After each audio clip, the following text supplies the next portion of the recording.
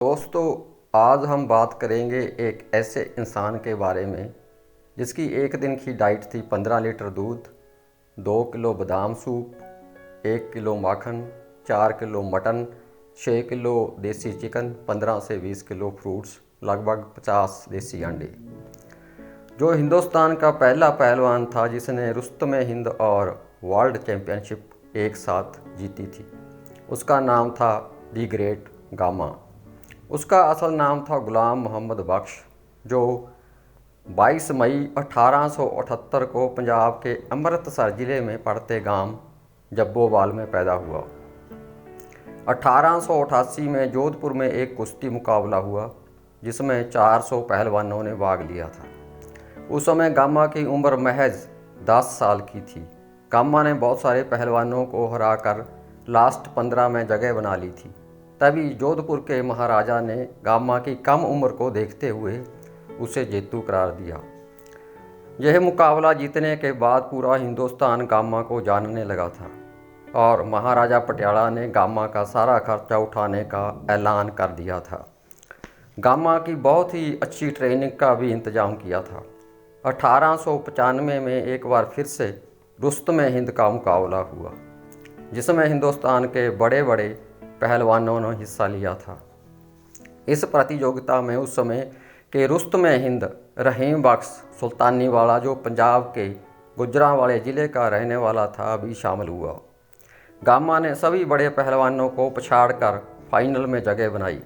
Final में gamma का मुकाबला रुस्तमे हिंद रहीम बख्श के साथ होना था। गामा की उम्र उस समय महज 17 साल की थी। गामा का कद सिर्फ 5 फुट और 7 इंच था, जबकि रहीम बख्श का कद 7 फुट था और उसका डील डॉल गामा से कहीं ज़्यादा था। गामा का उसके साथ कोई मुकाबला ही नहीं था, मगर जब कुश्ती शुरू हुई तो गामा उसके सामने चट्टान की तरह खड़ गया। 3 घंटे चले इस मुकाबले को आखिर बराबरी पर ख़त्म करना पड़ा।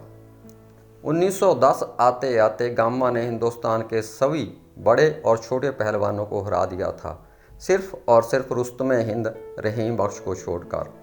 अब गामा की नज़र वर्ल्ड रेसलिंग चैंपियनशिप पर थी, जो इंग्लैंड में होने जा रही थी।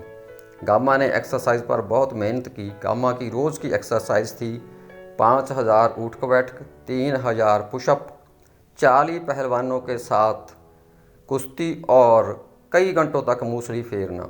एक मूसली जिसका वजन 100 किलो है, पटियाला के NIS national institute of sports में अब भी रखी हुई है। 1200 किलो यानी कि 12 क्विंटल का एक पत्थर, जिसको उठाकर गामा ने एक जगह से दूसरी जगह पर रख दिया था, आज भी बड़ौदा के एक म्यूजियम में रखा हुआ है। आप जाकर देख सकते हैं। पूरी तैयारी करने के बाद गामा वर्ल्ड रेसलिंग चैंपियनशिप में हिस्सा लेने के लिए लंदन पहुंच गया, मगर गामा को इस प्रतियोगिता में एंट्री देने से मना कर दिया गया क्योंकि गामा की हाइट और वजन बहुत कम था। लेकिन गामा तो पूरी तैयारी के साथ गया था, इसलिए गामा ने एक चैलेंज दिया कि कोई भी 3 बड़े पहलवान उससे बारी बारी कुश्ती लड़ें। अगर वो एक से भी हार गया तो वापस परत जाएगा, पर किसी ने भी इस चैलेंज को सीरियस नहीं लिया।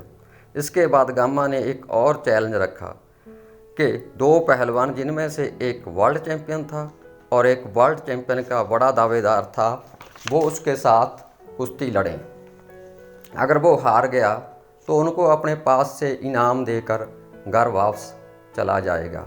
इनमें से तो कोई पहलवान उसके साथ कुश्ती करने के लिए तैयार नहीं हुआ, मगर एक अमेरिकन बड़ा पहलवान जिसका नाम था बेंजामिन रोलर, वो मैदान में आ गया।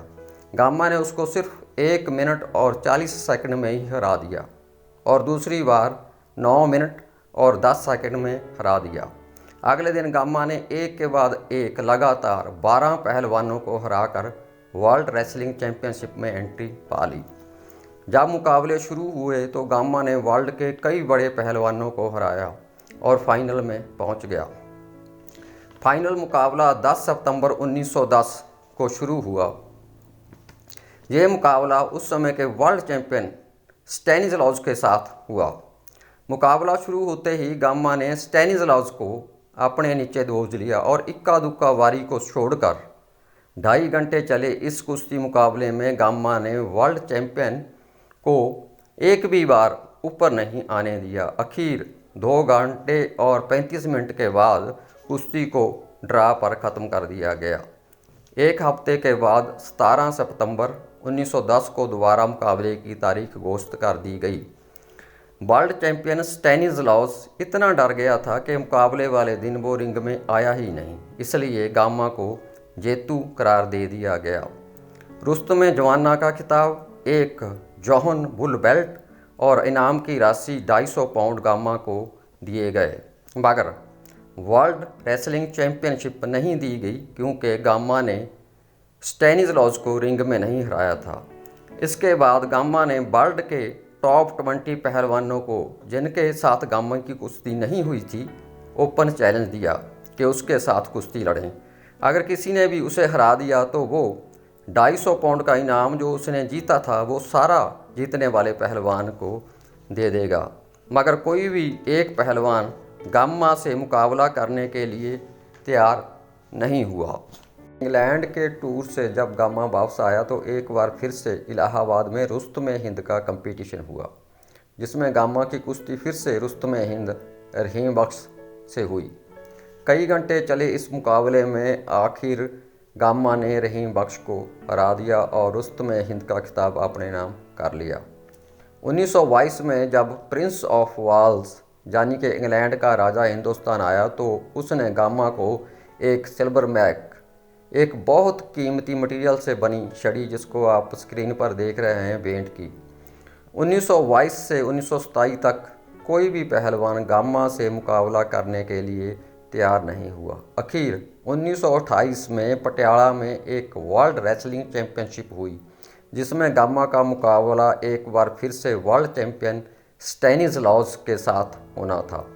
इस मुकाबले को देखने के लिए हज़ारों की गिनती में लोग इकट्ठा हुए। जब दोनों पहलवान रिंग में आए तो लोग हैरान हो गए कि स्टैनिस्लॉस की बॉडी और कद गामा से बहुत ज़्यादा था, जबकि गामा थोड़ा कमज़ोर हो गया था। मगर जब मुकाबला शुरू हुआ तो गामा ने कुछ ही मिनटों में वर्ल्ड चैंपियन को हराकर वर्ल्ड रेसलिंग चैंपियनशिप जीत ली। अब गामा रुस्तम हिंद भी था और वर्ल्ड चैंपियन भी। 1947 में गामा पाकिस्तान लाहौर चला गया। देश की वंड समय जब हिंदू मुस्लिम दंगे हुए तो गामा ने बहुत से हिंदुओं की मदद की और उनको सही सलामत बॉर्डर पार कराया। कहा जाता है कि दंगों के दौर में एक बार लाहौर में गामा का सामना एक दंगाई भीड़ से हुआ।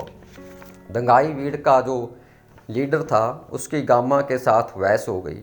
गामा ने एक हाथ से उठाकर उसको हवा में फेंक दिया और तुरंत ही उसकी मौत हो गई। 50 वर्ष के करियर में गामा ने 5000 से भी ज़्यादा मुकाबले किए, मगर वो कभी नहीं हारा। अंदाजन एक महीने में 8 से 9 मुकाबले होते थे, मतलब के 2 दिन के बाद एक मुकाबला। हैरानी की बात है कि वो आराम कब करता था और कसरत कब करता था। गामा ने अपने एक भांजे, जिसका नाम बोलू पहलवान था, ट्रेनिंग दी, जो 20 साल तक पाकिस्तान रेसलिंग चैंपियन रहा। पाकिस्तान में गामा ने कई काम शुरू किए मगर उसको कामयाबी नहीं मिली, जैसे गामा ट्रांसपोर्ट और कई छोटे मोटे काम। गामा के आखिरी दिन बहुत बुरे थे। उसके 5 बेटे और 4 बेटियां थीं। 5 बेटों की एक के बाद एक जवानी में ही मौत हो गई।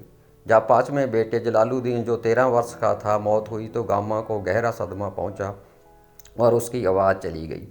कई महीनों तक वो बोल नहीं पाया। इसके बाद वो बीमार हो गया और 23 मई 1960 को 82 वर्ष की उम्र में उसकी मौत हो गई। गामा की एक पोती, जिसका नाम कलसूम नवाज़ है, वो आजकल पाकिस्तान के साबका प्रधानमंत्री नवाज शरीफ की पत्नी है।